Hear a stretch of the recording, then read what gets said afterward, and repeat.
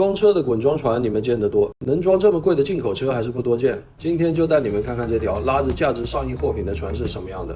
一条200米的滚装船，船名 Hyperion Ray， 土卫七射线是个天文名词。还有撤推了，操！船尾竟然也有一个撤推，这真不多见，在众多滚装船中也是高配的存在。用我这双一次性能做15个引体向上的强壮手臂爬上舷梯。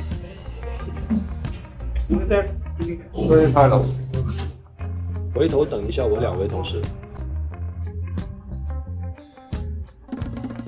进门就看到一辆红色 Iveco， 世界各地的送货神器。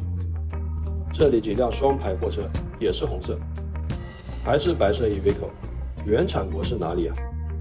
这边放的就是一些猛货了，宾利的欧陆、飞驰还有天越。停在宾利后面的是一些印着 New Holland 的拖拉机，看着也挺漂亮的越野神器啊。开过装几十辆宾利的船，是不是比开宾利更豪气一点？今天是个没有模特的车展，看完先上驾驶台。这条走廊建得很人性化，不怕风吹日晒。难得看到甲板这么干净正亮的船，铺个红毯，走在这里好像在走秀。船长看来等候多时了。Afternoon. We have 3 pilots. I'm chief pilot and the second pilot.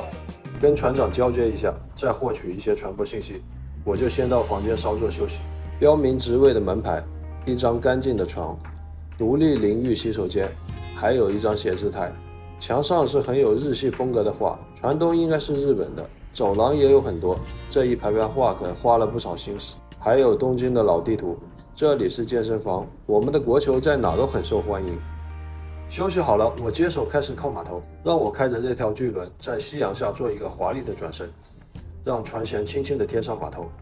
接下来的工作就交给船员们。下船之前，在餐厅稍作片刻休息，补充点能量。留意到他们桌上摆着这样一瓶日本酱油，销量全球第一，卖的也比较贵。你们知道贵在哪里吗？好了，今天就介绍到这里。我是对不一，点赞加关注，带你体验不一样的海上生活。